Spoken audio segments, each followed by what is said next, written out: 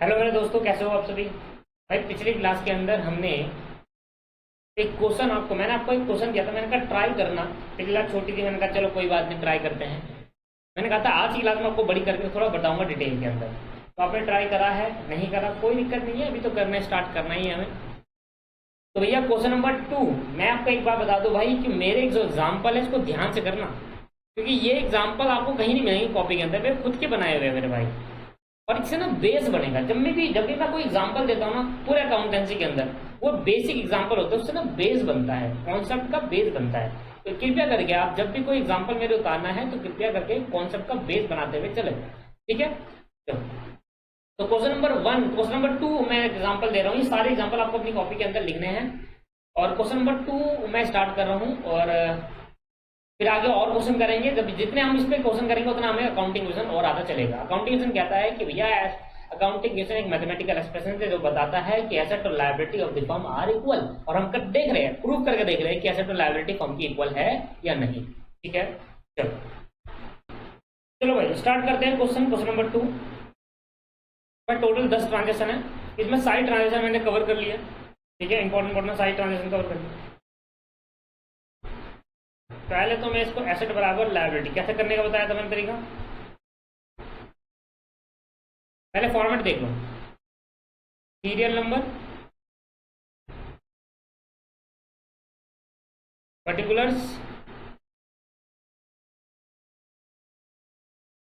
Serial number, particulars, assets,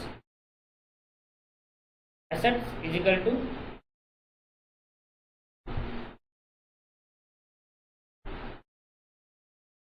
liability plus capital.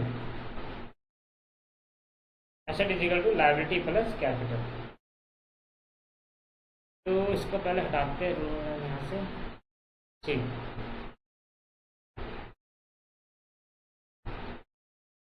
Asset is equal to liability plus capital हम इसको कर रहे हैं, लायबिलिटी प्लस कैपिटल। और यहां पर थोड़ा स्पेस छोड़ दें,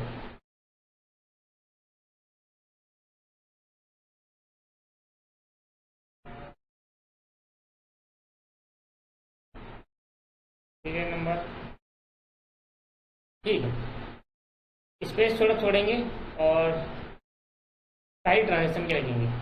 ट्रांजेक्शन का नाम अब आप लिख सकते हो, कह रहा है started business with cash of 20,000 पे, एक कैश लगा के बिजनेस लगाया। यहाँ लिख सकते हो स्टार्टेड अ बिजनेस, क्या लिखोगे यहाँ पर, स्टार्टेड अ बिजनेस, ये लिख सकते हो ना आप, started a business, business start करा है भैया। सबसे पहले क्या आया मेरे पास, आई कैश, और जब कैश आएगा तो मेरे क्या होगी, कैपिटल बढ़ेगी।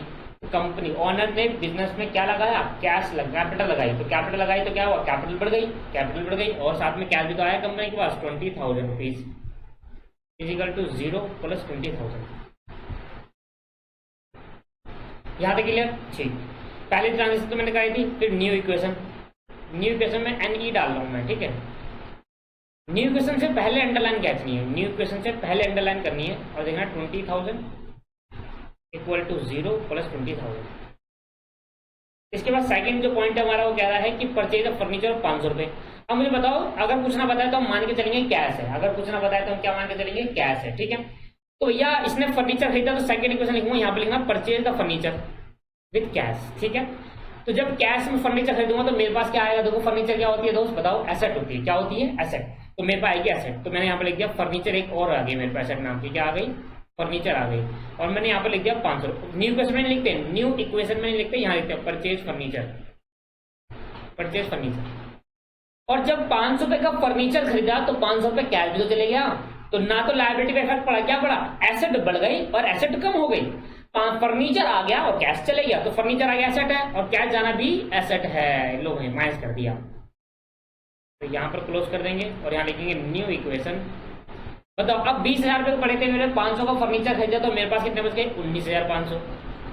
और क्या आ गया 500 का फर्नीचर, देखो अभी बराबर आ रहा है 0 प्लस 20,000। इसके बाद क्या हुआ है, कह रहा परचेज गुड्स ऑफ 1,000 रुपए इन कैश। अब मैं गुड्स खरीदे 1,000 रुपए के, तो 1,000 रुपए के गुड्स खरीदूंगा तो मेरे पास क्या देंगे, गुड्स आ देंगे। हाँ सर मेरे पे गुड्स आ देंगे। और जब गुड्स आएंगे तो मैंने यहाँ लिख दिया 1000 रुपए के गुड्स आए। क्या मैंने उधार पे खरीदा या कैश में खरीदा? कैश में खरीदा। तो क्या मेरे से गुड्स आने से क्या हुआ? कैश गया या नहीं गया? कैश गया। तो कितने रुपए चले गए मेरे? 1000 रुपए चले गए। तो यहाँ से माइनस कर दिया कैश में से। तो अब मेरे पे कितना बच गया मेरे भाई? अब 19,500 की जगह अब 18,500 बच गया। इसको मैं न्यू इक्वेशन बोलूंगा, ठीक है। और यहाँ पे मैं लिखता हूँ खड़ी, ये आप लिख लेना, purchase of goods in cash, ठीक, प्लस 500 का फर्नीचर और प्लस 1000 रुपये। चेक करते जा रहे हो बराबर है या नहीं है? बराबर होगा सर, पक्का बराबर होगा। मैं दोबारा बता देता हूँ, देखो 18,500 मेरे पे कैश पड़ा है, 500 का फर्नीचर पड़ा है और 1000 रुपए का गुड्स पड़े हैं, ठीक। फोर्थ ट्रांजेक्शन हमारे पास क्या होगी? फोर्थ ट्रांजेक्शन यार हमने फिर गुड्स खरीदे 2000 रुपए के, पर इस बार उधार पे खरीदे। तो इस बार उधार पे खरीदेंगे तो मैं किसी से गुड्स उधार पे खरीदता हूँ, मैं बिजनेस हूँ और मैं किसी से गुड्स उधार पे खरीदता हूँ, तो वो मेरे लिए क्या बनेगा दोस्त? वो मेरे लिए क्रेडिटर बन जाएगा। क्या बन जाएगा? क्रेडिट, क्योंकि मुझे इसको पैसा देना होगा, मेरी लायबिलिटी बन जाएगी। तो मैं फोर्थ में लिख रहा हूँ कि गुड्स तो खरीदे, तो गुड्स में मैंने यहाँ पर देखो गुड्स तो खरीदे, तो गुड्स में ऐड कर दिया 2000 रुपए, 2000 पे ऐड हो गया। पर इससे मेरा कैश कम नहीं हुआ दोस्तों, क्योंकि कैश नहीं गया। क्या गया सर? इससे मेरा क्या गया भाई? तो बताओ भाई मेरे से कैश गया या नहीं गया? सर कैश नहीं गया। क्या बन गया? मैंने किसी से माल उधार पे खरीदा और मैंने उसको पैसे नहीं दिए, तो क्या बन गई? लायबिलिटी बन गई। तो मैं क्या करूंगा? इसको यहाँ पर रिकॉर्ड करूंगा लायबिलिटी। क्या कैपिटल बढ़ी? क्या ओनर ने पैसा लगाया है? किसी और की लायबिलिटी है सर, किसी और की लायबिलिटी है। ओनर की लायबिलिटी होती है तब कैपिटल लिखते हैं, और यहाँ पे लिखेंगे क्रेडिटर। क्या लिखेंगे दोस्त? क्रेडिटर लिखेंगे। क्या बात समझ में आई नहीं आई? ठीक है सर, यहाँ क्लियर हो गया। अब आगे बढ़ते हैं।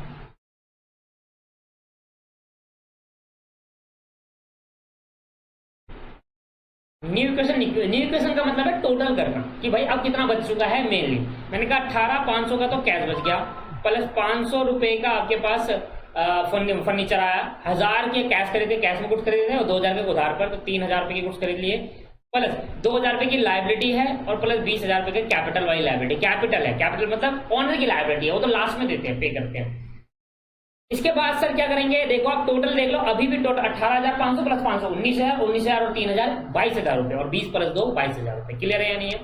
चलो यहां तक क्लियर हो रहा है, वो चीजें प्रूव होती दिख रही है। कहता है अकाउंटिंग क्वेश्चन क्या कहता है बताओ दोस्तों? अकाउंटिंग क्वेश्चन कहता है एसेट और liability of the firm are equal. तो हम वही कर रहे हैं कि क्या के में फर्म की और एसेट की लायबिलिटी इक्वल होती है नहीं होती है? मैंने कहा होती है दोस्त। सारा गुड्स बेच दिए, कॉस्टिंग मतलब 2500 के थे 4000 के बेच दिए, 2500 के थे 4000 के बेच दिए, मतलब 2500 के गुड्स 4000 के बेच दिए। कितने का फायदा हुआ बता सकते हो? तो बता सकते हो फायदा कितना हुआ? हाँ हम बता सकते हैं भाई, 2500 रुपए के थे, हमको जो बड़ा हुआ 2500 का था। अच्छी ट्रांजेक्शन है, इससे आपको बहुत अच्छी लॉजिक समझ में आएगा। 2500 का ट्रांजेक्शन, 2500 के गुड्स थे, मेरे को कितने के पड़े? 2500 के। मैंने बाहर कितने बेच दिए? 4000 रुपए के। तो कितने रुपए के फायदे में बेचे? 2500 प्लस 1500 और जोड़कर 4 बेच दिए, तो मतलब मेरा 1500 का फायदा हो गया। ये तो नॉर्मल है, ये 5 रुपए की चीज 10 में बेचूंगा तो 5 का फायदा है ना। ऐसे 2500 की चीज 4000 में बेच दिया, 2500 का फायदा। आपको ये पता होना चाहिए भैया। आपको फिर बता देता हूँ, calculator is allowed, calculator allowed है हमारे पेपर के अंदर, तो आराम से आप इसको करना, ठीक है। चलो तो मैंने कहा इसमें कैसे करेंगे? सबसे पहले बताओ गुड्स कितने के थे। मैंने कहा ये पेन है, ये पेन की कीमत 100 रुपए है मान लेते हैं, और 100 रुपए का पेन मैंने 200 का बेच दिया बाहर, तो मेरा पेन 100 का गया या 200 का? बता दो। चलो ये बता दो। चलो बात की बात तो झूठ की बात है। 100 रुपए का पेन है, पेन की कॉस्ट 100 रुपए थी, मेरे को 100 रुपए का मिला, मैंने भाई इसको 200 में बेच दिया, तो पेन कितने का गया? 200 का चले गया या 100 का ही गया? 100 का गया। बेचा 200 का, बस पेन तो 100 का गया है।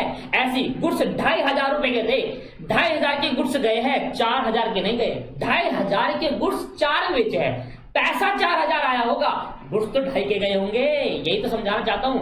पेन तो 100 का ही गया होगा, पर पैसा 200 आया होगा। मैंने आपको 100 का पेन बेच दिया 200 पे, मेरे पे पैसा कितना आया? 200 रुपए, पर पेन कितने का गया? 100 का। यही बात समझोगे? तो 2500 रुपए के गुड्स गए, तो मैंने यहाँ से लिख दिया सबसे पहले गुड्स में से माइनस कर दिया 2500 रुपए। यहाँ क्लियर है नहीं? यहाँ 2500 के गुड्स मैंने भेज दिए, आपको बेच दिए, सेल कर दी, और बेचने के बाद मुझे क्या हो गया? पैसे मिले। कितने मिले पैसे? 4000 रुपए का बेचा तो 4000 मिले, तो 4000 रुपए कैश आया, मैंने यहाँ पर ऐड कर दिया 4000। क्लियर है या नहीं है? एक और ट्रांजैक्शन होगी फायदे प्रॉफिट की, क्या देखना प्रॉफिट की ट्रांजैक्शन क्या होगी, आप समझोगे आप। 4000 रुपए कैश आया, 2500 का बेचा, 4000 रुपए कैश आ गया, 1500 रुपए कमाए। दोस्तों आज के बाद जिंदगी में ध्यान रखना, कोई भी प्रॉफिट हो या कोई भी लॉस हो, कोई भी खर्चा हो या कोई भी इनकम हो, प्रॉफिट हो लॉस हो, खर्चा हो इनकम हो, कुछ भी हो, प्रॉफिट होगा तो कैपिटल को बढ़ा देंगे, लॉस होगा तो कैपिटल को कम कर देंगे, खर्चा होगा तो खर्चे से एक्सपेंस से कैपिटल कम हो जाएगी, और अगर मेरा इनकम होगी तो कैपिटल बढ़ जाएगी दोस्तों। प्रॉफिट और इनकम से कैपिटल बढ़ जाती है, खर्चे और लॉस से कैपिटल कम हो जाती है। तो हम जो भी प्रॉफिट बिजनेस कमाता है वो ओनर को दे देते हैं, और ओनर को देने के लिए मुझे ओनर की कैपिटल बढ़ानी पड़ेगी। ओनर से अगर लेना हो तो कैपिटल कम करनी पड़ेगी। ये बात समझ लो, ध्यान दो, हमेशा याद रहेगा आपको। अगर आपको ओनर को कुछ देना है तो उसकी कैपिटल को बढ़ा दो, अगर आपको ओनर से कुछ लेना है तो उसकी कैपिटल को रिड्यूस कर दो। अभी तक मुझे ओनर को कितने पैसे देने थे मुझे बताओ सर? 20,000 रुपए देने थे, क्योंकि उसने 20,000 रुपए लगाए थे। अब मैं 20 नहीं, अब मैं 20,000 21,500 दूंगा, क्योंकि 1,500 जो बिजनेस ने कमाया, बिजनेस तो बिल्डिंग है, बिजनेस ने जो 1,500 रुपए कमाया वो किसको देंगे? वो ओनर को दे देंगे। तो ओनर को 1,500 रुपए पकड़ा देंगे। दो भाई, तो यहाँ पर एक ट्रांजेक्शन और हट जाती है, जैसे कि 1,500 रुपए प्रॉफिट ट्रांजेक्शन। प्रॉफिट से कैपिटल बढ़ेगा। जो ओनर ने 20,000 दिया था, जो ओनर ने 20,000 दिया था दोस्तों, उसमें से अब उसको 20 वापस करूंगा ही दियांगा, साथ में 1,500 रुपए जो कमाया वो ओनर का है ना। आप कोई बिजनेस करोगे तो बिजनेस में आपने 20,000 लगाया तो कमाओगे भी तो आपको ही मिलेगा ना सर। बस पॉइंट अकाउंट्स अलग अलग पॉइंट ऑफ व्यू से बनाते हैं, अकाउंट बिजनेस के पॉइंट ऑफ व्यू से बनाया जाता है। तो मैंने कहा प्रॉफिट होगा तो कैपिटल बढ़ा दूंगा, प्रॉफिट लॉस होगा तो कैपिटल कम हो जाएगा। अगर मैं फायदा दे रहा हूं तो घाटा भी तो वही उठाएगा। अगर मैं इनकम दे रहा हूं, जो कमाया वो ओनर को दे रहा हूं, जो खर्चा होगा वो भी ओनर से ले लूंगा। क्या बात समझ में आ रही है? ये लॉजिक अगर आपको समझ में आ गया तो सब समझ में आ गया। प्रॉफिट होगा तो ओनर को दूंगा, क्योंकि मैं तो बिल्डिंग हूं, मैं कौन हूं? बिजनेस क्या है? बिजनेस एक बिल्डिंग है। जो भी कमाएंगे ओनर का, जो भी लॉस होगा ओनर बियर करेगा। तो प्रॉफिट होगा ओनर का, तो ओनर को प्रॉफिट देने के लिए क्या होगा? कैपिटल को बढ़ा देंगे, और ओनर से अगर लॉस लेना है, खर्चा लेना है, तो कैपिटल कम कर देंगे। आई बात समझ में आई? तो 2,500 के गुड्स गए, 4,000 रुपए कैश आया, 1,500 का प्रॉफिट, कैपिटल बढ़ा दी। दोस्तों अब समझ में आया नहीं आया? ये अगर समझ में आ गया ना, सबको समझ में आ गया दोस्तों, ये समझ में आ गया, सब आ गया। न्यू इक्वेशन 8 4 12, तो 22,500 ये हो गया, प्लस 500 का फर्नीचर, और अब मुझ पे गुड्स बच गए 500 रुपए के। कितने के बच गए? 500 रुपए के गुड्स बच गए। 2,000 रुपए ये हो गया, और अब मेरा 21,500। अभी भी देख लो बराबर आ रहा है, 21,500 प्लस 2,000 23,500, 22,500 प्लस 500 प्लस 500 23,500। आई बात समझ में नहीं आई? देखो, तो एक बात हमेशा ध्यान रखा, सेल की एंट्री में कहीं प्रॉफिट होगा तो मैं क्या कर दूंगा? जो पैसा आया पैसे में ऐड, जितने भी गुड्स गए गुड्स में से माइनस, और जो मेरा प्रॉफिट हुआ वो प्रॉफिट कैपिटल में बढ़ा देंगे। क्या बात समझ में आगे नहीं आई? ठीक है। 6th ट्रांजेक्शन करेंगे। 6th पेड 1,000 रुपए फॉर रेंट एंड 500 रुपए फॉर सैलरी। अब ये हुआ खर्चा। क्या है ये? एक्सपेंस। क्या है दोस्त? एक्सपेंस। तो मैंने कहा रेंट पे करा 1,000 रुपए का। जब मैं रेंट पे करूंगा तो ये खर्चा कौन बियर करेगा? ओनर। क्यों? जब प्रॉफिट हुआ था तो ओनर को दे रहा हूं, खर्चे हो रहे तो अभी भी ओनर से लेंगे दोस्तों। तो याद रखना, मैंने कहा रेंट बियर करेंगे तो क्या होगा? बिजनेस का क्या हो जाएगा? एक्सपेंस होगा। बिजनेस क्या करेगा? बिजनेस की कैश कम हो जाएगा, बिजनेस का कैश कम हो जाएगा, और सारे खर्चे कहां से बियर करेंगे? ओनर की कैपिटल से बियर करेंगे। कहां से करेंगे? कैपिटल से। भाई बिजनेस तो अपनी जेब से बियर कर रहा है। बिजनेस जब अपनी जेब से बियर करेगा तो भाई वो ओनर क्या पैसा मांगेगा नहीं मांगेगा? कैसे देगा? 22,500 कहेगा भाई देख 1,000 रुपया खर्चा भी हुआ है। अगर तूने 20,000 लगाया है, अगर मैं तेरे को 1,500 कमा कर दे रहा हूं तो 1,000 रुपया का खर्चा भी तू ही देगा, मैं थोड़ा दूंगा। बिजनेस तो बिल्डिंग है, बिजनेस होना देगा। हाँ, जब भी अकाउंट बनाते हैं बिजनेस के पॉइंट ऑफ व्यू से बनाते हैं। ठीक है सर? ठीक। तो 1,000 रुपए का तो रेंट हो गया, और 5,000 की सैलरी भी दी थी, और जो सैलरी दी थी उसको भी माइनस कर देंगे। तो मैंने कहा यहाँ से 5,000 और माइनस कर दो, जितना भी खर्चा है सब माइनस कर दो। लो भाई लो, याद रहेगी आज के बाद बात है। मैंने कहा जितना भी खर्चा है सब कैश में से कम और कैपिटल से कम, कैश में से कम और कैपिटल से कम। कैश में से कम होने का मतलब क्या है? कैश में से कम होने का मतलब ये है दोस्तों कि आपके पास पैसा चले गया। कैपिटल से कम तो हमेशा होगा, चाहे पैसा दिया नहीं दिया हो। पहले सुनो ध्यान से, मुझे रेंट पे करना था पर मैंने नहीं पे करा, मुझे रेंट पे करना था पर मैंने पे नहीं करा दोस्तों। इस केस के अंदर पैसा नहीं जाएगा। रेंट पे करना था, खर्चा है पर आपने पे नहीं करा तो पैसा नहीं जाएगा दोस्तों। इस वजह से मैं कह रहा हूं इसको, आपके पास ये जो 1,000 प्लस 5,000 है ये अभी कैश गया है। जब नहीं जाएगा तो क्या करेंगे? फिर अलग चीज देखेंगे, वो आपकी बात नहीं है, बात बता। ठीक है, चलो तो यहाँ पर माइनस कर देंगे तो 1,000 प्लस 5 6,000 माइनस हो जाएगा। यहाँ पर कितना हो जाएगा दोस्त? 6,000। तो यहाँ पर आ जाए आपके पास 6,000, 2,000 यहाँ पर गया और 4 यहाँ गया 16,500 रुपये प्लस 500 प्लस 500 और 6,000 यहाँ भी गया, यहाँ आ गया 15,000। क्या बात समझ में आ गई? मतलब जितना भी रेंट दिया, एक्सपेंस है, जितना भी खर्चा है वो खर्चा कैपिटल में से लेस कर देंगे, और कैश अगर पे करा है तो कैश में से लेस कर देंगे। क्लियर है? इसको हम नहीं बोलेंगे न्यू इक्वेशन, क्या बोलेंगे? New equation. ठीक कह रहा है राकेश जो ऑनर है, क्या है? ऑनर। राकेश तो यहाँ पर ऑनर था। विड्रॉ, पैसा निकाला 2000 रुपये पर्सनल यूज। पर्सनल यूज के लिए अगर पैसा निकालते तो क्या बोलते हैं? ड्रॉइंग्स। क्या बोलते हैं? ड्रॉइंग्स। ठीक है, कोई बात नहीं। मैंने कहा यहाँ पर ड्रॉइंग्स आ गई मेरी, पर्सनल यूज के लिए पैसा लगाया तो ड्रॉइंग्स आ गई। और मैंने कहा यहाँ पर कितने की ड्रॉइंग्स आ गई? 5000 रुपये की। ओ, कितना पैसा निकाला है इसने? 2000 में। तो क्या मेरा 2000 जो ऑनर ले गया है पैसा, राकेश कौन है? हमारा ऑनर है। हम कौन है? बिजनेस है। बिजनेस का ऑनर कौन है? राकेश। राकेश हमसे 2000 रुपये निकाल के ले गया। मैंने कहा कैश कम हो गया और इसकी कैपिटल भी तो कम करूंगा। बोलूंगा नहीं कि भाई तेरे को 15,500 देने थे पर 2000 तो निकाल के ले गया, अब तो 15,500 थोड़ा दूंगा, अब कम दूंगा। आई बात समझ में आई? बताओ। ठीक है, तो मैंने कहा यहाँ पर आ गया 14,500। अब मेरे पे टोटल क्या बच गया? 14,500। 500 का फर्नीचर और 500 के गुड्स, और मेरे पे 2000 रुपए की लाइबिलिटी जो क्रेडिटर को देने हैं, और साथ में 15,500 जो देने थे राकेश को। अब उसमें से 2000 वो लेकर चले गया। अब कितना दूंगा? 13,500 दूंगा। अब कितना दूंगा भाई? 13,500 दूंगा। क्या बात समझ में आ गई? तो ड्रॉइंग्स क्या होगा? ड्रॉइंग्स जब क्या, ड्रॉइंग्स क्या हो गया? वो पैसा लेकर चले गया अपना। जब पैसा लेकर जाएगा तो पैसे दे देंगे और साथ में उसकी कैपिटल भी कम कर देंगे। बोलेंगे अब थोड़ा देना उतना पैसा दूंगा, 15,500, तो 2000 कम करके दूंगा भाई। लॉजिक समझो आप। Payment to made a creditor, जो क्रेडिटर थे 2000 रुपए के, देखो ये रहे, ये थे जो क्रेडिटर थे 2000 रुपए के, ये इनको पेमेंट कर दी। क्या कर दी दोस्त? पेमेंट कर दी। पेमेंट 1500 रुपए दे दिया। कहा? Full settlement. फुल सेटलमेंट का मतलब क्या है? आप क्रेडिटर मान लेते हैं और मैं बिजनेस हूं। मैंने कहा भाई देखो 2000 रुपए देने, 1500 ले लो, रफा दफा कर, काम खत्म कर, मेरे और पैसे नहीं पड़े। अब कहा चल ठीक है यार जा, 2000 तो कुछ वो भी नहीं यार, जो आ रहा है वो तो रख लूं। अब मैं तो देने वाला नहीं था, पर मैंने कहा चलो यार 1500 रुपए रख लो, बस इतना कर लो, इतना छोड़ो है। तो आपने कहा भाई 2000 देने थे मुझे आपको, मैंने कहा 1500 पकड़ाया मैंने आपको, मैंने कहा रफा दफा के अब मुझे कुछ नहीं देना ना, आप मुझे कुछ देना, आप अपने घर जाऊं, मैं अपने घर जाता हूँ। That is called full settlement.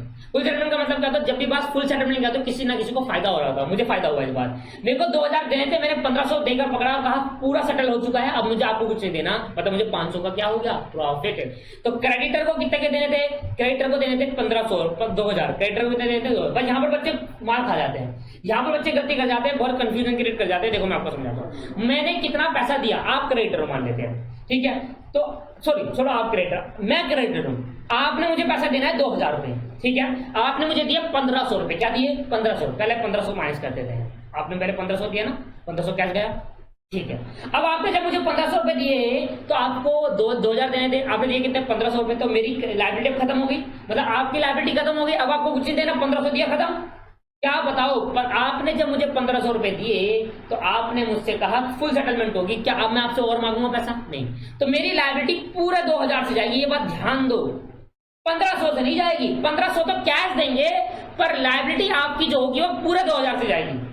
हम दोनों समझते हैं कि हम बिजनेस है और किसी पर्सन को हमें देना है पैसा 2000 रुपए, किसी दूसरे पर्सन को 2000 रुपए किसी दूसरे पर्सन को देने। मैंने कहा भाई लो 1500 रुपए, हमने कहा 1500 रुपए दो, अब पैसा मत मांगिए। उसने कहा ठीक है नहीं मांगूंगा। तो मैंने 2000 रुपए जो देने थे मैंने 1500 में टला दिया उसको। तो मेरे तो लायबिलिटी जो मेरे बुक्स में दिख रही है, जो मेरे अकाउंट में दिख रही है लायबिलिटी, वो तो पूरी हटाऊंगा 2000 से। क्या मुझे उसको पैसा देना है? हाँ, जेब में से पैसा 1500 जाएगा पर लायबिलिटी पूरी से खत्म, अब नहीं मांगेगा वो मेरे से। इसलिए तो फायदा हुआ। लायबिलिटी तो कम होगी कितने से? लायबिलिटी तो कम होगी 2000 से, पर पैसा सिर्फ 1500 ही गया। तो 500 का क्या होगा? फायदा। और मैंने कहा जितने भी प्रॉफिट होते हैं कहां ऐड होते हैं? जितने भी प्रॉफिट होते हैं वो ऐड होते हैं अपने कैपिटल के अंदर। क्या ऐड होते हैं? कैपिटल के अंदर। आई बात समझ में नहीं आई? बताओ ये कौन सा समझ नहीं आया? यही तो समझना है कि लायबिलिटी जो थी 2000 रुपए की, जो कर्जा था वो 2000 पे करना था, पर पे जेब से 1500 ही गए। 1500 देकर पूरी लायबिलिटी खत्म कर दी। तो ये 2000 यहाँ से माइनस हो जाएगा और 500 यहाँ रहेगा, 14000 पे कैपिटल बन गई इसकी, और 1500 यहाँ माइनस करूंगा तो यहाँ पर आ जाएगा 13000 रुपए। 13000 प्लस 500 दैट इज 14000। तो देखो अभी बराबर आ रहा है। इसको हम बोलेंगे न्यू इक्वेशन। क्या बोलेंगे भाई? New equation. और ये मैं आपको करूंगा नो बी एंट्री। भाई समझ में आया नहीं आया? मैं बहुत आराम से करा रहा हूँ। मैं ये सोच कर रहा हूँ कि पहली बार अकाउंटेंसी पढ़ रहे हो इसलिए मैं ऐसे करा रहा हूँ, नहीं तो भगा भी सकता था मैं। कह रहा परचेज मशीनरी फ्रॉम राम, बस यही समझना है। अगर हमने किसी पर्सन से मशीन खरीदी है, नाम आया किसी ट्रांजैक्शन के अंदर, कहा कि परचेज मशीनरी, सी लिखा है परचेज मशीनरी। देखो 3 टाइप के क्वेश्चन बन सकते हैं, वो समझ लो। परचेज मशीनरी फिर कितना बोलेगा? परचेज मशीनरी फॉर कैश कितना बोलेगा? परचेज मशीनरी फॉर क्रेडिटर, ठीक है? और purchase machinery from Ram. 4 type के क्वेश्चन बन सकते हैं। अगर बोला है परचेज मशीन करिए, क्या बोला है? अगर किसी से मशीन खरीदी है तो कैश है, फिर लिखा है purchase machinery cash, cash transaction है, कैश में खरीदी है। अगर लिखा है परचेज मशीनरी फॉर कैश तो सीधे कैश है। फिर या तो लिखा है परचेज मशीनरी फॉर क्रेडिटर तो ये उधार पर खरीदी है। अगर लिखा है परचेज मशीनरी फॉर राम मतलब किसी के नाम का यूज करा जा रहा है तो हमेशा ध्यान रखना अगर हम किसी का नाम का यूज कर रहे हैं वो ट्रांजेक्शन उधार वाली होती है। Purchase machinery from Ram, goods purchase from Shyam, तो ये जब नाम का यूज हो रहा है तो हम उसको क्या बोलेंगे, क्रेडिट ट्रांजेक्शन कहते हैं। याद रहेगी आज के बाद बात। तो अगर हम किसी का नाम यूज कर रहे हैं या तो साफ बोल देगा, कैश होगा तो क्या बोलेगा, या तो कैश होगा तो सिंपली दो चीज बोलेगा, परचेज मशीनरी चुप हो जाएगा, या बोलेगा परचेज मशीनरी इन कैश, ये बोलेगा। अगर उधार होगा तो क्या बोलेगा, बोलेगा परचेज मशीनरी इन क्रेडिट, उधार को सीधा सीधा बोल देगा, या यूज करेगा purchase machinery from Ram Shyam Mohan ऐसे करके यूज करेगा। दोस्तों अब यहाँ पर लिखा है राम से मशीन खरीदी है। अब राम से उधार पे मशीन खरीदी है क्योंकि राम अगर वर्ड आया तो राम से क्या है, उधार पे खरीदी है। अगर किसी के नाम, किसी ट्रांजेक्शन में किसी का नाम आ रहा है तो उधार पे खरीदी मान लेते हैं। बट कभी कभी ऐसा लिखा होता है purchase machinery from Ram in cash, नाम भी आ गया कैश भी लिख दे तो कैश मानना है, ठीक है। चलो तो यहाँ पर मैंने आपको सिखाया कि परचेज मशीनरी फ्रॉम राम है तो मेरे पे क्या आ गई, एक नई मशीन एसेट जुड़ गई, एक नई एसेट जुड़ गई है बड़ी देर से। तो लो भाई एक नई एसेट जुड़ेगी मशीन। मैंने मशीन खरीदी, कितने की खरीदी भाई, 500 और 1000, 10,000 की खरीदी है। मैंने मशीन कितनी खरीदी है, 10,000 की।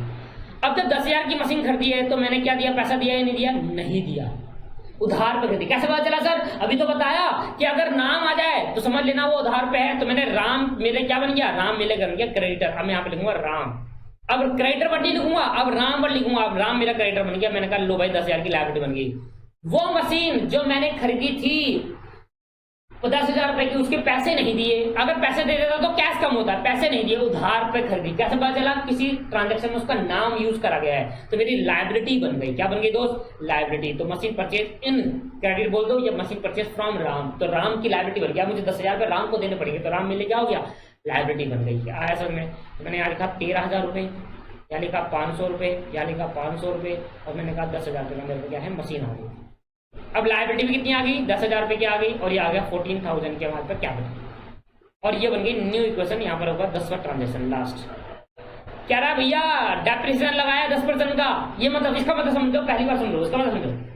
Depreciation at the rate 10% on furniture का मतलब ये हुआ कि फर्नीचर जो हमने खरीदा था, यहाँ फर्नीचर हटाओ और यहाँ लिखो मशीनरी। जो मैंने अभी मशीन खरीदी है ना, इस पर 10% का डेप्रिसिएशन लगा। इसका मतलब ये हुआ कि डेप्रिसिएशन का मतलब होता है कि किसी भी एसेट की वैल्यू में गिर जाना, गिरावट आ जाना। तो मैंने कहा डेप्रिसिएशन लगा, वो कितनी गिरावट आई है, 10% की गिरावट आई है। मतलब अगर मशीन 10,000 रुपए की है तो 10,000 का 10% निकालो, कितना होता है, 1,000 रुपए। तो मशीन की वैल्यू 1,000 रुपए से कम हो गई। डेप्रिसिएशन मैंने बताया था ना, बताता है। अगर आप आज नई मशीन खरीद के ला रहे हो तो क्या 10,000 की खरीद के लाओ, क्या 10,000 में बेच दोगे, नहीं बेचोगे, नहीं बेचोगे, बेचेंगे नहीं। तो मैंने कहा इसको मैं डिटेल में कराऊंगा डेप्रिसिएशन चैप्टर के अंदर। एक चैप्टर पढ़ेंगे हम डेप्रिसिएशन, हमारे कोर्स के अंदर है, इसको मैं डिटेल में कराऊंगा। अब मेरी बात समझो, अगर मैं आज एक फोन खरीद के ला रहा हूँ, क्या वो फोन उतने में बिक जाएगा जितने में खरीद के ला रहा हूँ 3 साल बाद, नहीं बिकेगा सर। तो अगर आज मैं फोन खरीद के ला रहा हूँ तो उस फोन की वैल्यू कहीं ना कहीं कम होगी। तो ऐसे कहा आज अपने 10,000 की मशीन खरीदी तो 10,000 की मशीन पे 1 साल के अंदर 10% का डेप्रिसिएशन लग गया। 10% का डेप्रिसिएशन का मतलब समझे, 1 साल में इस मशीन की 10% वैल्यू कम हो गई, ये मतलब है 1 साल में इस मशीन पे 10% वैल्यू कम हो गई। मैंने कहा 1,000 रुपए वैल्यू कम हो गई तो 1,000 रुपए यहाँ पर माइनस कर देंगे और यहाँ लिखूंगा डेप्रिसिएशन एट द रेट 10%। क्या मतलब हुआ एट द रेट 10%, कि इस मशीन पर 10% की वैल्यू में कटौती आई है, कम हो गई है 10%। क्या ये 10% जो वैल्यू कम, अगर मेरी एसेट की वैल्यू कम हो रही है, फायदा हो रहा है, घाटा हो रहा है, सर घाटा हो रहा है। एसेट बढ़नी चाहिए, कम होनी चाहिए, हमारी एसेट जितना चाहे बढ़नी चाहिए। आप बताओ आपकी लायबिलिटी बढ़नी चाहिए या एसेट बढ़नी चाहिए, सर एसेट बननी चाहिए। अगर एसेट कम हो गई तो फायदा है, घाटा है, सर घाटा है, बढ़ गई तो फायदा है। तो यहाँ पर क्या हो रहा है, एसेट 10,000 की मशीन थी, 1 साल बाद 9,000 की रह गई, 10% वैल्यू घट गई तो लॉस हो गया। और ये लॉस कहां भेज देंगे, मैंने कहा ना जितने भी लॉस है, एक बात ध्यान सुन लो, जितने भी लॉस है सारे के सारे कहां जाएंगे, कैपिटल में से लेस हो जाएंगे। लो भाई ध्यान देना, यहाँ पर यह आ गया 13,000 रुपए टोटल कर रहा हूं, यह आ गया 500 रुपए, यह आ गया 500 रुपए, और मशीन बच गई 9,000 रुपए की क्योंकि इस पर लग गया डेप्रिसिएशन। यह आ गया 10,000 रुपए, ये हो गया बराबर 10,000, और ये आ गया 13,000 रुपए क्योंकि यहाँ पर तो 13 और 10 कितने हो गए, 23। तो यहाँ पर 9,000 और 500 10,000, 10,000 और 13,000 23,000 रुपए। ये आपके पास 23,000 रुपए, ये आपके पास 23,000 रुपए टोटल। देखो अभी भी मैच कर गया भाई, अभी भी क्या हो गया, मैच कर गया। आई बात समझ में नहीं आई। जिस सीरीज में मैं आपको क्लास प्रोवाइड कर रहा हूँ उसी सीरीज में आपको देखना है, ऊपर नीचे कराना आपको बता रहा हूँ, आपको समझ नहीं आएगा, ठीक है। खासकर वो स्टूडेंट जो कॉमर्स साइड से नहीं, मतलब जो स्टूडेंट ने अकाउंट्स नहीं पढ़ी, जो स्टूडेंट ने अकाउंट्स नहीं पढ़ी। लो भाई लो, ये क्वेश्चन खत्म हुआ। क्या अभी भी मानने को तैयार हो कि कैपिटल प्लस लायबिलिटी मिलाकर बराबर होगी एसेट, मतलब फर्म के अंदर जितनी एसेट है उतनी लायबिलिटी होगी। सर अब मान लेते हैं और क्वेश्चन करते हैं, मान लेते हैं, अब तो मान लेते हैं कि अकाउंटिंग इक्वेशन जो कह रहा था वो सही है। तो आज के बाद जिंदगी भर याद रखना, हमेशा याद रखना कि asset of the firm and the liability and plus capital, liability बोल रहा हूं तो कैपिटल इंक्लूड है, asset and the liability of the firm are equal. आप कोई भी ट्रांजेक्शन कर लो डबल एंट्री सिस्टम्स के अंदर, डबल एंट्री मतलब हर एक चीज के डबल इफेक्ट, कुछ आ रहा है तो कुछ जा रहा है। डबल एंट्री सिस्टम के अंदर कैपिटल और लायबिलिटी, कैपिटल प्लस लायबिलिटी बराबर होती है एसेट्स के। ठीक है, चलो आज मैं आपको कुछ टर्म सिखाने वाला हूं, आज मैं आपको कुछ टर्म सिखाने वाला हूं, ध्यान सुनना। मुझे 4 टर्म सिखानी है, तो मोस्ट इंपॉर्टेंट टर्म्स यहां पे लिखेंगे, हेड डालेंगे मोस्ट इंपॉर्टेंट टर्म। आगे इनका बहुत यूज होगा, बहुत बहुत ज्यादा, पूरे अकाउंटेंसी के अंदर इनका यूज ही यूज है भाई, हर एक चैप्टर के अंदर, हर एक चैप्टर में आता है ये 4 term, most important terms, most important terms. लो भाई ध्यान ध्यान देना, ये है बिजनेस। तो ये टर्म्स कहां से आ गई, मैंने कहा इसके व्यापार पर क्वेश्चन कराना, तो पहले 4 टर्म सिखानी बहुत जरूरी है, फिर जाकर मैं आपके व्यापार पर क्वेश्चन कराने वाला हूं। बिजनेस ने फैक्ट्री का रेंट पे करना था, बिजनेस ने फैक्ट्री का रेंट पे करना था, पे करना था, करा नहीं है, पे करना था, पे करना था ₹10 लाख। 1 साल का रेंट फैक्ट्री का कितना है, 10 लाख रुपए, जो कि फैक्ट्री का पे करना था बिजनेस को। अब बिजनेस ये रेंट पे नहीं कर पाया, ऑनर ले लेते बिजनेस का, ऑनर ने रेंट पे नहीं करा बिजनेस के बिहाफ पर, रेंट पे नहीं किया, ऑनर ने रेंट पे नहीं किया। सबसे पहले तो मैं आपसे पूछूंगा रेंट क्या है मेरे लिए, रेंट जो है वो एक्सपेंस है, ये है या नहीं, खर्चा। रेंट क्या है मेरे लिए दोस्त, खर्चा है। रेंट क्या है मेरे लिए, एक्सपेंस।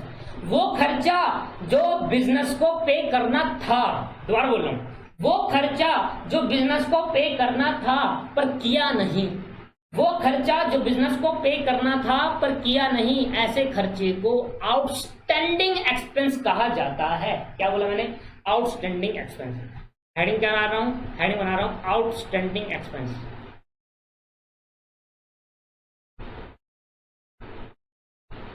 आउटस्टैंडिंग एक्सपेंस, ध्यान सुन लो क्या वर्ड यूज कर रहा हूं, नया वर्ड सिखा रहा हूं, आउटस्टैंडिंग एक्सपेंस। क्या होता है आउटस्टैंडिंग एक्सपेंस का मतलब, ऐसा खर्चा जो पे करना था बिजनेस ने पे नहीं किया, ऐसे खर्चे को आउटस्टैंडिंग एक्सपेंस कहा जाएगा। और ये खर्चा हमारे लिए लायबिलिटी बन जाता है मेरे दोस्त, और ये खर्चा हमारे लिए क्या बन जाता है, लायबिलिटी बनता है नहीं बता, आप बताओ। आपको कुछ पैसा देना था मुझे, आपने नहीं दिया, क्या आप पे कर्जा है या नहीं है, तो वो खर्चा जो बिजनेस ने पे करना था पर पे नहीं किया, इसको बोलते हैं ऐसा आउटस्टैंडिंग। वो एक्सपेंस हिंदी में लिख दूं अच्छा रहेगा, वो एक्सपेंस जो पे करना था बिजनेस ने पे नहीं किया, बिजनेस ने पे नहीं किया, ऐसे एक्सपेंस को, एक्सपेंस नहीं, ऐसे खर्चे को खर्चा नहीं बोला जाता, क्या बोला जाता, आउटस्टैंडिंग एक्सपेंस, बकाया। आउटस्टैंडिंग मतलब क्या होता है, बकाया, बच गया है, ऐसे एक्सपेंस को आउटस्टैंडिंग एक्सपेंस कहा जाता है, आउटस्टैंडिंग एक्सपेंस। एक नया वर्ड सुना, आउटस्टैंडिंग एक्सपेंस कहते हैं। और ये हमारे लिए क्या होती है मेरे भाई, outstanding expense is the liability, it is a liability, it is a liability of the firm, it is the liability of the या फिर बिजनेस। बात एक ही है, ऐसा खर्चा जो पे करना था वो पे नहीं करा मेरे दोस्त, ऐसे खर्चे को क्या नाम देंगे, आउटस्टैंडिंग एक्सपेंस। तो मैंने कहा वो खर्चा जो पे करना था पर आपने पे नहीं किया, expense which is to be paid but no paid, not paid, expense जो कि पे करना था पर आपने पे नहीं किया, ऐसे खर्चे को आउटस्टैंडिंग एक्सपेंस कहा जाएगा। मेरा ठीक है, आगे बात करते हैं। तो मैंने कहा दोस्तों एक और चीज है, बिजनेस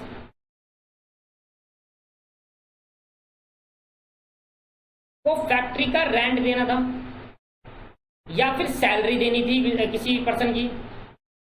मान लेते हैं फैक्ट्री का रेंट देना था या फिर एम्प्लॉई वर्करों की सैलरी देनी थी, ठीक है, कुछ भी ले लो, कोई भी खर्चा ले लो।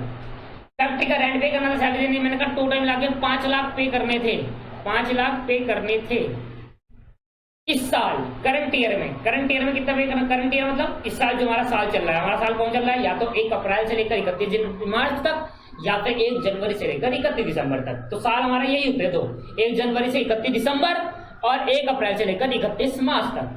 तो करंट इस साल हमें 5 लाख रुपए रेंट के देने थे या फिर सैलरी के देने थे। 5 लाख तो पे करे बिजनेस ने क्या करा? देखो बिजनेस ने 10 लाख पे कर दिए। क्या कर दिया? 10 लाख पे कर दिए। पेड लिख रहा हूं, पे कर दिए, 10 लाख पे कर दिया। मतलब 5 लाख तो करंट ईयर के जो देने थे वो तो दिया ही दिया। 5 लाख तो 5 लाख तो current year CY4 current year के दिए। 5 लाख एडवांस भी दे दिए। 5 लाख क्या दे दिया? एडवांस भी दे दिए। किस साल के? Advance for next year. उसने कहा भाई देखो पिछले साल नहीं दे पाया था ना, तो बड़ी मुश्किल हो रही थी, इस साल पैसा बहुत है मेरे पास, लो 5 लाख रुपए करंट ईयर का पकड़ो और 5 अगले साल का भी पकड़ो, अगले साल मत मांगने आ जाना मेरे पास। तो 5 लाख रुपए आपने करंट ईयर के भी दिए, 5 लाख रुपए एडवांस आपने नेक्स्ट ईयर का भी दिया है। तो इसका मतलब क्या हो गया? इसका मतलब ही यही हो गया कि जो बेटा आपके पास करंट ईयर का दिया है ये तो हो गया खर्चा, ये एक्सपेंस था करंट ईयर का। आपको मुझे बताओ, आपको फैक्ट्री का रेंट पे करना था 5 लाख रुपए करना था, आपने 5 लाख रुपए पे करना था, ठीक है सर मान लिया 5 लाख पे करना था, आपने 10 क्यों करे? क्या आपको एक्स्ट्रा अगले साल का भी पे करने को बोला था? नहीं सर। आपको बिजली का बिल देना अपने घर का, आपने बिजली का बिल आया मान लेते 1000 रुपए, आपने बिजली का बिल पे करा 1000 रुपए, आपने 2000 दे दिए, क्यों? क्या आपको एक्स्ट्रा बोला था देने को? नहीं। क्या वो आपका खर्चा था जो एक्स्ट्रा दिया था? क्या ये आपका एक्सपेंस है या नहीं है? बताओ। ये एक्सपेंस नहीं है, नॉट एक्सपेंस, ये एक्सपेंस नहीं है दोस्त। ये क्या है? ये खर्चा नहीं है, ये खर्चा अगले साल होगा, ये इस साल दे दिया हमने एडवांस में। तो मैंने कहा ऐसा खर्चा जो इस साल नहीं था, पे नहीं करना था, फिर भी आपने एडवांस में पे कर दिया अगले साल के लिए, ऐसे खर्चे को नाम दिया जाता है प्रीपेड एक्सपेंस। क्या बोलते हैं? प्रीपेड। प्रीपेड मतलब एडवांस। क्या होता है बच्चे? Prepaid expense. क्या बोलते हैं ऐसे खर्चे को? Prepaid expense. और ये मेरे लिए एसेट माना जाता है। क्यों? एडवांस में दे दिया भाई, उस बंदे के पास लायबिलिटी होगी तो मेरी एसेट, एक के पास लायबिलिटी तो दूसरे के पास एसेट। आई बात समझ में नहीं आई? प्रीपेड एक्सपेंस क्या है? प्रीपेड एक्सपेंस कहा जाएगा। प्रीपेड बोल सकते हैं इसको एक्सपेंस, या इसका दूसरा नाम भी है अनएक्सपायर्ड। Unexpired expense. यह भी इस साल एक्सपायर नहीं होगा, अगले साल जाकर होगा, क्योंकि इस साल तो पेमेंट करनी नहीं थी इसकी, फ्री मैंने कर दिया, मेरे पैसा था मैंने कर दी, अगले साल मनी मांगेगा तो अगले साल खर्चा मान लियो। तो मैंने कहा 2 खर्चे, ऐसे खर्चे, ऐसे एक्सपेंस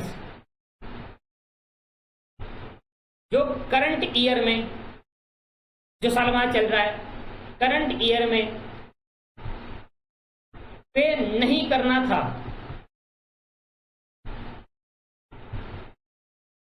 फिर भी एडवांस में पे कर दिया नेक्स्ट ईयर के लिए, ऐसे एक्सपेंस को प्रीपेड या फिर अनएक्सपायर्ड एक्सपेंस कहते हैं। ऐसे एक्सपेंस को प्रीपेड या फिर अनएक्सपायर्ड एक्सपेंस कहते हैं। और ये हमारे लिए क्या मानी जाती है? ये एसेट ऑफ द बिजनेस माना जाता है, क्योंकि हमने एडवांस दे दिया, हमने किसी के ऊपर लायबिलिटी क्रिएट कर दी। तो देखा जाए तो किसी के ऊपर लायबिलिटी तो हमारे लिए एसेट है। अगर मेरे ऊपर कर्जा तो आपके लिए एसेट, आपको मेरे से लेना है, और मैंने आपको एडवांस दे दिया तो आपके ऊपर कर्जा बन गया, आपके ऊपर कर्जा बन गया तो मेरे पे तो एसेट बन गया। ठीक है सर, एक के ऊपर लायबिलिटी होती है, दूसरे के ऊपर एसेट माना जाता है। ठीक है, इसको एसेट ट्रीट करा जाता है। लो भाई, तो मैंने यहाँ पर एक चार्ट बनाया, मैंने कहा एक्सपेंस की हो गई 3 स्टेजेस, एक्सपेंस की हो गई 3 स्टेज। मैं आगे इसको फिर बताऊंगा, अभी बेसिक में एक्सपेंस की होगी 3 स्टेज, 3 स्टेज। 3 स्टेज कैसी होगी सर? बता, आपने तो 2 ही बताई, मैंने कहा 3 बता दी मैंने, पता है कौन कौन सी?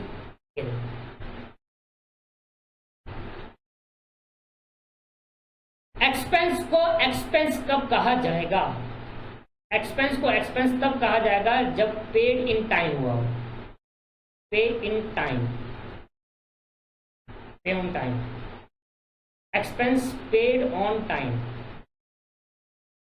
मान लो इस साल आपको 5 लाख रुपए रेंट देना था, आपने 5 लाख पूरा दे दिया, तो उस एक्सपेंस को एक्सपेंस रिकॉर्ड करा जाएगा। एक्सपेंस को एक्सपेंस कब रिकॉर्डिंग मतलब अकाउंट में किस नाम से रिकॉर्ड करेंगे? खर्चे को खर्चे नाम से तब रिकॉर्ड करा जाएगा जब पे करना था आपने तब कर दिया। एक्सपेंस को एक्सपेंस तब कहा जाएगा जिस दिन पे करना था उस दिन आपने पे कर दिया था, ना तो एडवांस दिया ना ही छोड़ दिया। तो एक्सपेंस को एक्सपेंस कब रिकॉर्ड करा जाएगा अकाउंट्स के अंदर? जिस दिन वो क्या होगा, जिस दिन उसने पे करा होगा। और ये हमारे लिए अकाउंट के हिसाब से एक्सपेंस ट्रीट करा जाता है, इसको एक्सपेंस ट्रीट करा जाता है अकाउंट्स के हिसाब से। फिर ठीक है, एक्सपेंस को outstanding O/S means outstanding expense याद रहेगा। इसके बाद O/S का मतलब क्या होगा? Outstanding expense. एक्सपेंस को आउटस्टैंडिंग एक्सपेंस कब कहा जाएगा? Paid, not paid on time, not paid on time. जब पे करना था आपने पे नहीं किया तो ये तो एक्सपेंस माना जाएगा, पर ये माना जाएगा एसेट, ये माना सॉरी ये क्या माना जाएगा? लायबिलिटी माना जाएगा। ये क्या माना जाएगा? लायबिलिटी माना जाएगा। दोस्तों जो खर्चा आपने पे करना था आपने उसको पे नहीं करा, तो अब रिकॉर्ड कैसे करूंगा अकाउंट्स के अंदर? अब एक्सपेंस नाम से शो करूंगा नहीं, अब आउटस्टैंडिंग एक्सपेंस नाम से करूंगा। मतलब अगर रेंट पे करना था आपने पे नहीं करा तो आउटस्टैंडिंग रेंट। सैलरी देनी थी एम्प्लॉय को, आपने सैलरी नहीं दी, आउटस्टैंडिंग सैलरी। और कमीशन देना था किसी को, आपने कमीशन नहीं दिया, आउटस्टैंडिंग कमीशन। ऐसे लिखते हैं, एक्सपेंस पे नाम चेंज कर देते हैं। तो वो खर्चा जो पे करना था टाइम पर, आपने टाइम पे कर दिया तो एक्सपेंस को एक्सपेंस कहूंगा। एक्सपेंस टाइम पे नहीं किया तो एक्सपेंस क्या बन जाएगा? अब आउटस्टैंडिंग एक्सपेंस। और मेरे लिए खर्चा नहीं, मैं उसको अकाउंट्स में लायबिलिटी रिकॉर्ड करूंगा। ध्यान रहेगी बात। और एक्सपेंस क्या होगा? प्रीपेड एक्सपेंस कब माना जाएगा? प्रीपेड एक्सपेंस वो खर्चा जो पे नहीं करना था फिर भी पे कर दिया, मतलब पेड इन एडवांस। अगर आपने advance paid in advance for next year अगर आ गया तो ऐसे एक्सपेंस को क्या माना जाएगा? एसेट ट्रीट करा जाएगा। अब उसको खर्चा नहीं रिकॉर्ड करूंगा, अब उसको अकाउंट्स में खर्चा नाम से रिकॉर्ड नहीं करूंगा, एसेट नाम से ट्रीट करा जाएगा।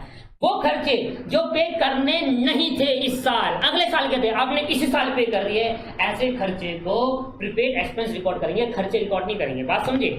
बहुत इंपॉर्टेंट है, आगे जाकर बहुत यूज आएगा। अगर आपने वर्ड सुना आउटस्टैंडिंग रेंट तो समझ लेना वो रेंट जो पे करना था आपने नहीं करा, आपके ऊपर लायबिलिटी है, खर्चा नहीं है। खर्चा तो है, पे तो करना है कभी ना कभी, पर लायबिलिटी भी बन गई। एक्सपेंस तो है पर लायबिलिटी भी तो बन गई।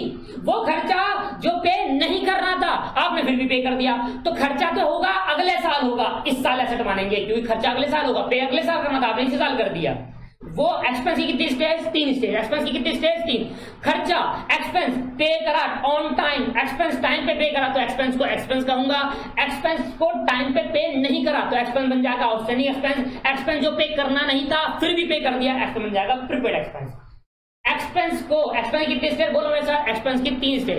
Expense paid on time treated will be expense, expense not paid on time treated will be outstanding expense liability, expense paid in advance treated is in the prepaid expense. वो खर्चे जो ऑन टाइम पे किए गए होंगे उस खर्चे को खर्चे नाम से रिकॉर्ड करूंगा।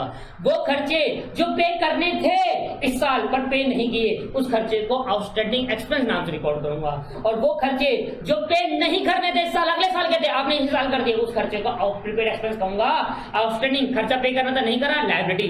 प्रीपेड एक्सपेंस नहीं पे करना था फिर भी कर दिया, आपके ऊपर लायबिलिटी चला दी तो मेरे ऊपर एसेट बन गई। आई बात समझ में? बिजनेस के ऊपर क्या हो गया? एसेट। और वो खर्चा जो टाइम पे करा उसको खर्चा रिकॉर्ड करेंगे। आई बात समझ में? एक्सपेंस की कितनी स्टेज? 3 स्टेज। तो यहां मैंने आपको डिटेल में एक्सपेंस की 3 स्टेज सिखाई है। 3 वर्ड बहुत इंपॉर्टेंट है, 2 वर्ड आपको सिखाया, आउटस्टैंडिंग एक्सपेंस और प्रीपेड एक्सपेंस। ऐसे इनकम भी होता है दोस्तों। अभी तो खर्चे की बात करिए, अब इनकम की बात करूंगा। इनकम मान लेते हैं बिजनेस है, ये ए है, 1%। ए को कमीशन देना था बिजनेस को, क्या देना था? कमीशन। मतलब हमें कमीशन मिलना था, हम बिजनेस है, हमें कमीशन रिसीव होना था, हमारी इनकम है, तो बिजनेस की क्या मानी जाएगी? इनकम। और देना था भैया, मान लेते हैं 2 लाख रुपए कमीशन मिलना था बिजनेस को, मतलब बिजनेस ने इसकी सेल कराई थी, मतलब ब्रोकर है, मान लेते हैं हम ब्रोकर वाला काम कर रहे हैं, तो भाई 2 लाख रुपए मिलना चाहिए था, हमने इसके माल बिकवाया, 2 लाख रुपए हमें कमीशन मिलना चाहिए था, हमें नहीं मिल रहा। तो ये जो 2 लाख रुपए मिलना चाहिए था एज ए इनकम वो इसने पे नहीं करा, not paid commission, commission not paid, commission not paid. क्या मतलब हुआ दोस्तों? मतलब ये हुआ कि वो खर्चा जो पे करना था आपने पे नहीं किया, वो सॉरी वो इनकम जो मुझे मिलनी थी पर मुझे नहीं मिली, मिलनी थी, मेरी इनकम बन गई थी पर मुझे दी नहीं, तो वो इनकम जो कमा ली पर मिला नहीं, क्या बोल रहा हूं मैं? वो इनकम जो अर्न कर ली, मतलब वो इनकम जो कमा ली, एंड मैं लिख रहा हूं अर्न, कमा ली पर अभी तक नहीं मिली, अभी तक नहीं मिली, ऐसे इनकम को क्या नाम देंगे? Accrued income. क्या बोलेंगे भाई? Accrued income, ACCURED, accrued income. Accrued income word सुनते ही आपको समझ, ये 4 वर्ड जो 4 मैं आपको पढ़ा रहा हूं ना, ये अभी दो खर्चे के बताए, 2 इनकम के बता रहा हूं, ये 4 जो आपके पास मैं आपको बता रहा हूं, बहुत ज्यादा इंपॉर्टेंट है, बहुत ज्यादा भाई, हर जगह यूज है, हर जगह। और जो मैं कहता हूं ना इंपॉर्टेंट तो है, उसको ध्यान सुन लो। वो इनकम जो कमा ली पर अभी तक नहीं मिली, ऐसी इनकम को इनकम नहीं एक्रूड इनकम कहूंगा। इनकम कमा ली पर मिली नहीं। एक्रूड इनकम वर्ड सुनते क्या बोलोगे? Income earn but not received. क्या बोल रहे हैं? Accrued income. क्या नाम दूंगा एक्रूड इनकम को? Income earn but not received. Income earn, कमा ली बट नॉट रिसीव्ड, अभी तक नहीं मिली, कमा ली पर अभी तक नहीं मिली, तो ऐसी इनकम बताओ कर्जा होगा या लायबिलिटी? आपने इनकम कमा ली पर आपको मिला नहीं, तो आपके ऊपर लायबिलिटी बन गई, एसेट बन गई। यस, सही समझे, आपके ऊपर बन गई एसेट। क्या होती है ये हमारे लिए? ये हमारे लिए एसेट मानी जाती है, क्योंकि हमने तो कमा लिया ना भाई, अब किसी को देना है तो किसी और के ऊपर लायबिलिटी, तो मेरी एसेट। अगर किसी बंदे ने हमें पैसा देना है तो उसके ऊपर लायबिलिटी बन गई और मेरे लिए क्या बन गई? एसेट। तो अगर किसी के ऊपर लायबिलिटी है तो आपके पास एसेट है, आपके ऊपर लायबिलिटी तो किसी और के लिए वो एसेट माना जाएगा। तो वो इनकम जो कमा ली पर मिली नहीं, ऐसे इनकम को क्या नाम देते हैं? Accrued income. Income earn but not received, ऐसी इनकम एसेट मानी जाती है। ठीक है।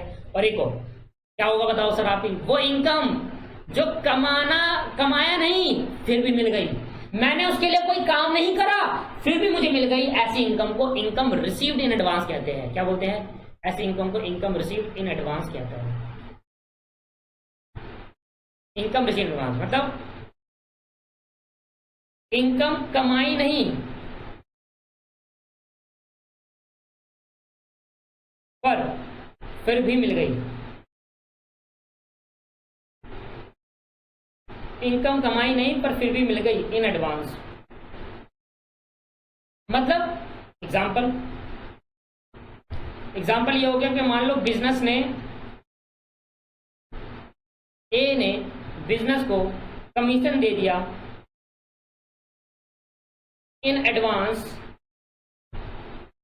2 लाख रुपए का। मतलब इसने उसका अभी कोई सेल नहीं करवाई, बिजनेस हमारा बिजनेस है तो हमें एक ही ना माल बिकवाते हैं, वो हमें कमीशन देता है। हमने कोई माल नहीं बिकवाया, ए ने कहा चल रख ले, बिकवाई देगा, चल रख ले, बाद में बिकवा दियो, लेते रहियो, काटते रहियो। ठीक है, मैंने कहा ठीक है, ए ने मुझे कमीशन दे दिया पर मैंने उसके लिए अभी काम नहीं करा, तो मैंने इनकम नहीं अर्न करी, कमीशन नॉट अर्न। बिजनेस ने कमीशन नॉट अर्न, कमाया नहीं। इस बार अर्न, पहले अर्न था नॉट रिसीव्ड, इस बार क्या है? Not earn but received, not earn but received. उल्टा है, देख लो, उल्टा है मेरे भाई। इनकम कमा ली पर मिली नहीं, इसको बोलते हैं एक्रूड इनकम। इनकम कमाई नहीं फिर मिल गई, इसको बोलते हैं इनकम रिसीव्ड इन एडवांस। नाम से ही समझ में आ रहा है, इनकम रिसीव्ड इन। तो ऐसी इनकम मेरे लिए क्या बन जाएगी दोस्त? मेरे लिए बन जाएगी लायबिलिटी। बताओ नहीं बनेगी? नहीं बनेगी। क्या आपने उसके लिए काम करा या नहीं करा? बताओ, कर्जा किस चीज का? काम करने का। आपको उस 2 लाख रुपए के लिए अब उसका माल बिकवाना होगा, आपको पास कर्जा है काम का कर्जा है दोस्तों। आई बात समझ में आई? तो मैंने कहा इनकम की कितनी स्टेज होगी? इनकम की भी 3 स्टेज होगी। सर आपने तो 2 ही पढ़ा है। मैंने कहा देखो, इनकम की कितनी स्टेज? इनकम की 3 स्टेज। इनकम को इनकम तब कहूंगा जब इनकम कमा ली और मिल भी गई होगी ऑन टाइम। इनकम को इनकम अकाउंट्स में इनकम रिकॉर्ड कर, मतलब कमीशन, मेरे कमीशन रिसीव्ड हुआ, कमीशन कमाया और कमीशन मिल भी गया, income received on time. Income received on time, क्या बोला मैंने यहाँ पर? रिसीव्ड ऑन टाइम, मतलब टाइम पर रिसीव्ड हो गया। इनकम कहां पर रिसीव्ड हो? टाइम पर। तो ऐसी इनकम को इनकम ट्रीट करा जाएगा। इनकम को एक्रूड इनकम कहा जाएगा? वो इनकम जब कमा ली पर मिली नहीं। याद रखना, मुंह से जवान। एक्रूड इनकम मतलब जैसे आपने नाम सुना, accrued income, outstanding income, outstanding expense. आपके पास accrued income, outstanding expense, prepaid expense, income advance. ये नाम सुनते ही आपके मुंह पे आवाज निकलनी चाहिए। एक्रूड इनकम सुनते ही निकलना चाहिए कि इनकम कमा ली पर मिला नहीं। आउटस्टैंडिंग एक्सपेंस निकलते ही समझना चाहिए एक्सपेंस पे करना था पर किया नहीं। प्रीपेड एक्सपेंस वर्ड सुनते ही आपके मुंह पे आना चाहिए कि खर्चा पे करना था पर एडवांस में पे नहीं करना था फिर भी कर दिया। एक्रूड इनकम का मतलब हुआ income earn but not received, income earn but not received. वो इनकम जो कमा ली, वो इनकम जो कमा ली पर अभी तक नहीं मिली, ये हमारे लिए क्या मानी जाती है? एसेट, क्योंकि किसी ने देनी है तो उसके लिए लायबिलिटी मान लिया एसेट। पर दोस्तों वो इनकम जो कमाई नहीं फ्री मिल गई, इसको बोला जाता है income received in advance. Income received in advance क्या बोला जाता है? Income received. पर नाम से समझ में आ रहा है, वो इनकम जो कमाई नहीं फ्री मिल गई। नॉट अर्न कमाया नहीं बट रिसीव्ड। ऐसी इनकम के लिए मेरे को क्या बन जाएगी? मेरे ऊपर बन जाएगी लायबिलिटी। क्या बन जाएगी दोस्त? मेरे ऊपर लायबिलिटी बन जाएगी, क्योंकि मैंने कमाया तो नहीं पर फिर भी मुझे मिल गई। तो मुझे लायबिलिटी किस चीज की, कर्जा किस चीज का? मुझे काम करना पड़ेगा उसके ब्याह पर। तो ऐसी इनकम की कितनी स्टेज? 3 स्टेज। इनकम टाइम पे मिल गई तो इनकम है। इनकम कमा ली पर मिली नहीं, इनकम आउटस्टैंडिंग एक्रूड इनकम है। इनकम कमाई नहीं फिर मिल गई, इनकम रिसीव्ड एडवांस है। खर्चे की कितनी स्टेज? 3 स्टेज। खर्चा, अगर खर्चा पे करना था आपने टाइम पे करा तो एक्सपेंस को एक्सपेंस कहेंगे। एक्सपेंस पे करना था पर आपने नहीं करा, एक्सपेंस बन जाएगा आउटस्टैंडिंग एक्सपेंस, हमारे लिए लायबिलिटी। एक्सपेंस पे नहीं करना था फिर भी आपने क्या कर दिया? एक्सपेंस बन जाएगा प्रीपेड एक्सपेंस, हमारे लिए एसेट। इनकम कमा ली, इनकम रिसीव्ड कमा ली और मिल भी गई तो इनकम कमा ली पर मिली नहीं तो इनकम बन जाएगा एक्रूड इनकम। इनकम नहीं कमाई फिर भी मिल गई एडवांस में, इसको बोल जाएगा इनकम रिसीव्ड एडवांस। खर्चे की 3 स्टेज, इनकम की 3 स्टेज। एक लास्ट बात, एक्सपेंस की कितनी स्टेज बताओ? 3 स्टेज। एक्सपेंस पे ऑन टाइम, एक्सपेंस अगर टाइम पे करा तो एक्सपेंस पे करना था आपने नहीं करा तो एक्सपेंस बन जाएगा आउटस्टैंडिंग एक्सपेंस। एक्सपेंस पे नहीं करना था आपने फिर भी पे कर दिया, एक्सपेंस बन जाएगा प्रीपेड एक्सपेंस। एक्सपेंस की 3 स्टेज हो गई। इनकम कमा ली पर आपको टाइम पे भी मिल गई तो इनकम माना जाएगा, कमाई और मिल भी गई। इनकम कमाई पर मिली नहीं तो ये क्या बन जाएगा? Accrued income. वो इनकम जो कमा ली पर मिली नहीं, और इनकम नहीं कमाई, कमाया नहीं, उसको उसके लिए काम नहीं करा फिर भी मुझे एडवांस मिल गई, काम करना बाकी है तो लायबिलिटी बन जाएगा, उसको बोलेंगे इनकम रिसीव्ड इन एडवांस। दोस्तों ये जो 3-4 मैंने वर्ड सिखाए आपको बहुत ज्यादा इंपॉर्टेंट, बताओ कौन कौन से वर्ड सिखाए मेरे को बता दो। चलो सर आपने जो इंपॉर्टेंट वर्ड सिखाया बोला, सबसे पहले आउटस्टैंडिंग एक्सपेंस। जो भी एक्सपेंस होगा उस एक्सपेंस का नाम देते हैं। रेंट है, सैलरी है तो outstanding salary, outstanding rent. Prepaid expense या अनएक्सपायर्ड एक्सपेंस प्रीपेड एक्सपेंस बोल सकते हैं। और एक्रूड इनकम और इनकम रिसीव्ड एडवांस। ये इतने इंपॉर्टेंट वर्ड है ना, इतने इंपॉर्टेंट वर्ड है इनकम रिसीव्ड इन एडवांस, बहुत ज्यादा इंपॉर्टेंट वर्ड है मेरे दोस्त, बहुत ज्यादा। ठीक, तो दोस्तों आज के इस वीडियो लेक्चर के अंदर मैं आपको यहीं पर समाप्त करूंगा। अब नेक्स्ट क्वेश्चन, नेक्स्ट वीडियो में, नेक्स्ट क्लास के अंदर मैं आपको कराऊंगा सबसे पहले बहुत सारे क्वेश्चन होंगे और अपने स्टडी मैट के अंदर, मतलब हमारे जो बुक के अंदर क्वेश्चन है वो भी। तो पहले मैं आपको कुछ अपने एग्जाम्पल करा दूंगा, फिर बुक वाले एग्जाम्पल कराऊंगा। ठीक है भाई, आज की वीडियो लेक्चर में इतना ही करते हैं। Bye bye, thank you very much. और आपको आज तक समझ में आया होगा, बहुत बढ़िया। मैं जिस तरीके से पढ़ा रहा हूँ डिटेल में, बहुत चिल्ला कर उस टाइम तरीके से आपको समझ में आना चाहिए। दोस्तों आज की क्लास में इतना करते हैं, बाय। अब नेक्स्ट क्लास में ये चैप्टर मैं खत्म कर दूंगा, नया चैप्टर उठाऊंगा थ्योरी वाला फिर दोबारा। Thank you very much.